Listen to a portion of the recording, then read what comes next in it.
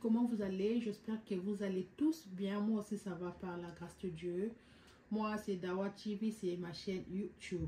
Voilà, aujourd'hui je vous présente le poisson salé. Je fais le poisson salé avec le gombo, l'aubergine, ciboulette, oignons, piment, tomates et les crevettes, poivron vert, poivron rouge et quelques condiments.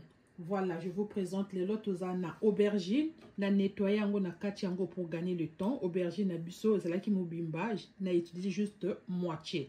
Le reste yango yo etikali nga na utiliser moitié oyo ya aubergine.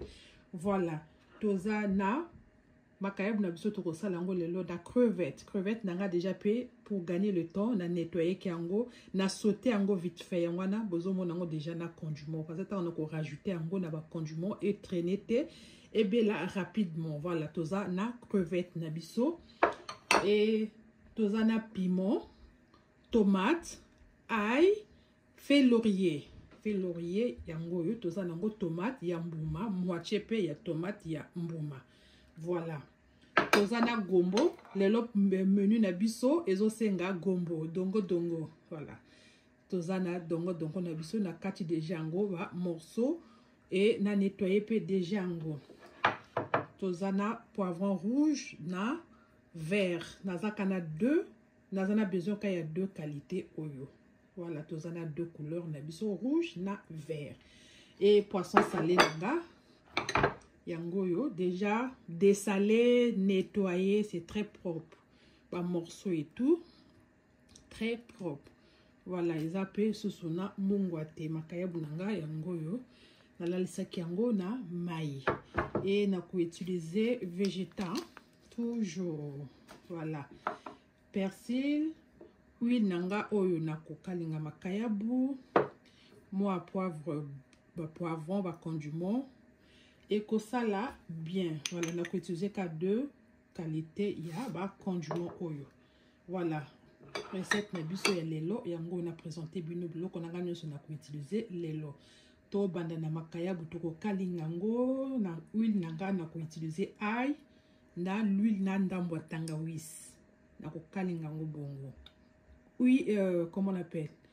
Ail na tangawizi na huile nanga avant na banda ko kalinga makayabu nanga. Anyway, na ko laksa bino nyonso to à suivre to banda ko kalinga makayabu pour na to silisa na ba condiment na biso na crevette. À suivre. Voilà, huile na biso eza déjà na moto. Toche huile na moto.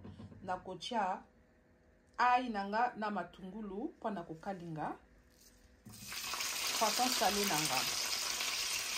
Voilà, eza na tangawizi.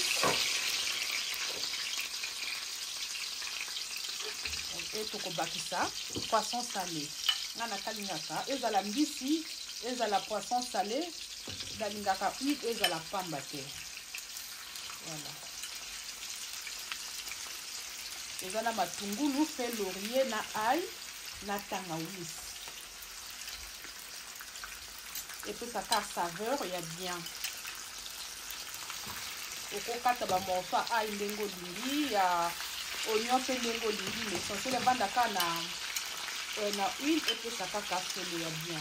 Voilà, totie makayabu na biso sikoyo na huile totie kango de la to balsango de l'autre côté.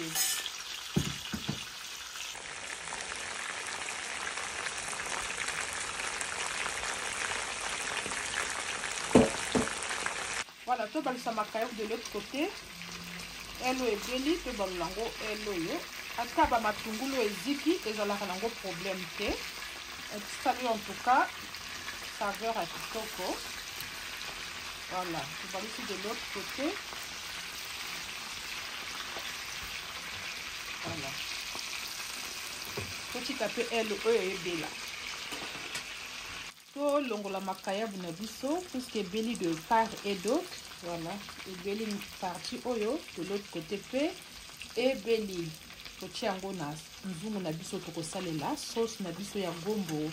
Voilà, c'est très bon hein? Ndenge na grillé yango na matungulu na ail na fil laurier na mwa ndambo ya ginger, comment on appelle ça en français, ginger le tangawiz. Voilà, tangawiz et bimsi vraiment saveur moka bien quoi. C'est comme sozo grillé, on dirait soso. C'est comme sozo tumba taba. Jusqu'à qu'on a matungulu, on a tié, on a fait laurier. Voilà, ma kaya bunanga n'engeza. Ratakate. Eh, quoi, haha. Tome kalsus, ratakate. Voilà.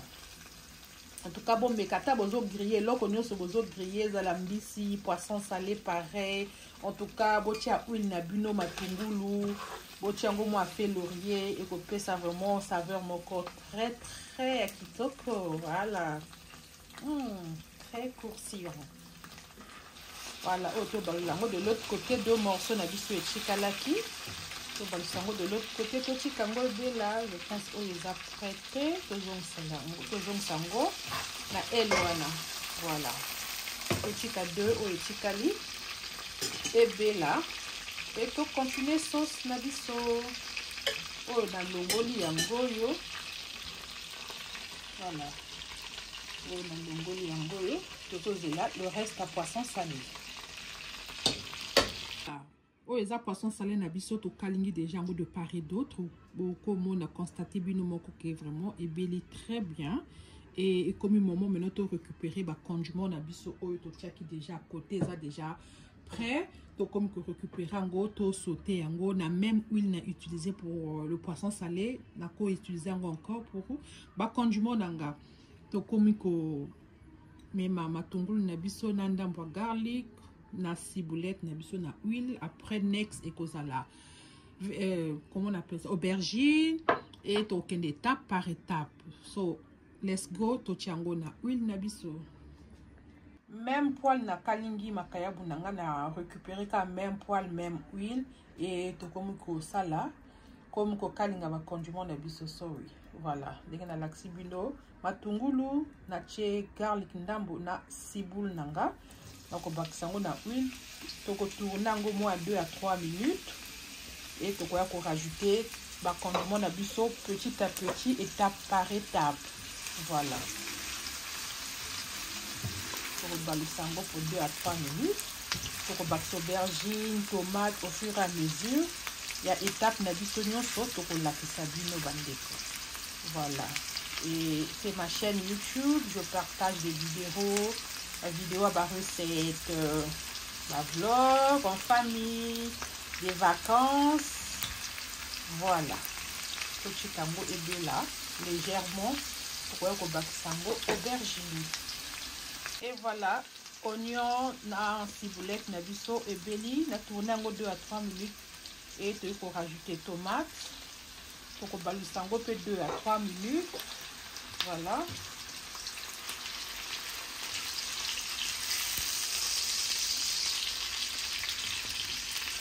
Ok, on va rajouter l'aubergine. J'ai tourné la tomate à 2 à 3 minutes. On rajoute l'aubergine. Voilà le goût de ça. On va tourner aussi l'aubergine. Voilà.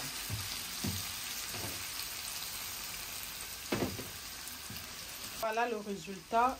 Aubergine, tomate, ciboulette, oignon. Et on va rajouter persil, le persil, quelques condiments. Moi j'aime bien, hein, ceux qui au lieu de condimenter, tu n'es pas obligé de rajouter. Muscade. Voilà, moi j'aime les condiments. J'aime vraiment les condiments. Et on va tourner. On a dit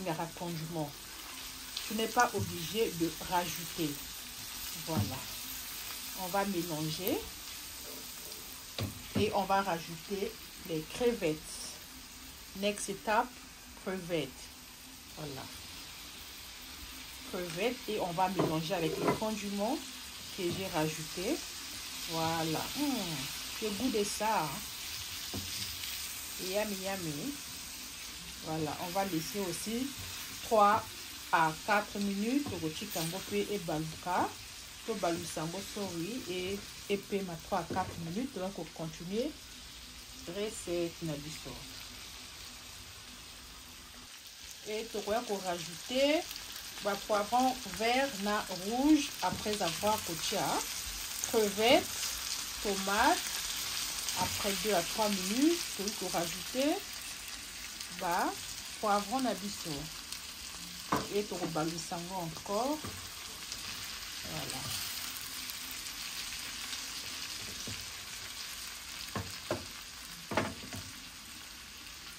Au moins 5 minutes. Voilà, on va rajouter un peu d'eau. Voilà. On va rajouter un peu d'eau. Voilà.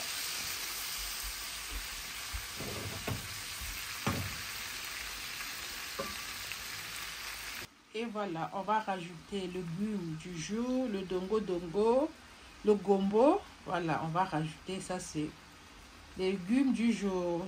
Poisson salé nabiso ezana dongo crevettes. Voilà. Pour rajouter le gombo, tokobalusango encore et mélanger na biloko nyonso tout tchaki avant.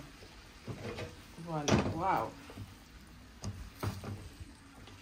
Voilà. 5 minutes. Et voilà, tout mélanger biloko na biso nyonso et beli nango pe bien to komi ko sopango likolo ya makayabu na biso. Vraiment, ils ont trop bon. Tu as même envie de manger ça comme ça, comme mélanger en guatana, makaya bouté quoi. Pamba boy coco liango. Vraiment, c'est très bon. Voilà. Toko tiango likolo ya makaya bou. Et toko sopa sauce na biso to sali likolo makaya. Voilà. Ouh. Les goûts. Et toko rajouter un peu maïs. Voilà, et mélanger. Le tout, il y a sauce nabiso. Voilà, tu as moi demi-verre, il y a maïs parce que le cause est épelé. Et on a rajouté un peu de végéta. On va rajouter juste un peu. Il y a végéta. On va un peu malembe. Voilà, on va mélanger le tout et on va laisser au moins 5 minutes ou 10 minutes. Hein. Et tu vas vérifier en gros. Après, je vais mettre le piment. Voilà. Nettoyer, piment et fait laurier. Fait laurier dans la na bakisi na maï to balusango légèrement. Tu vas checker en gros après 5 minutes. Voilà, to cheki makayabu na biso ebe la malamu na baksaki ndambo maï vert demi moitié ya vert ya maï, to tie piment na biso et to kango ebela. Voilà, na fait doux légèrement, to ko kango après. Voilà, tout eza awa. Baksaki nyonso vraiment voilà. Eza na fait doux, to ko kango to kango moins dans 5 minutes.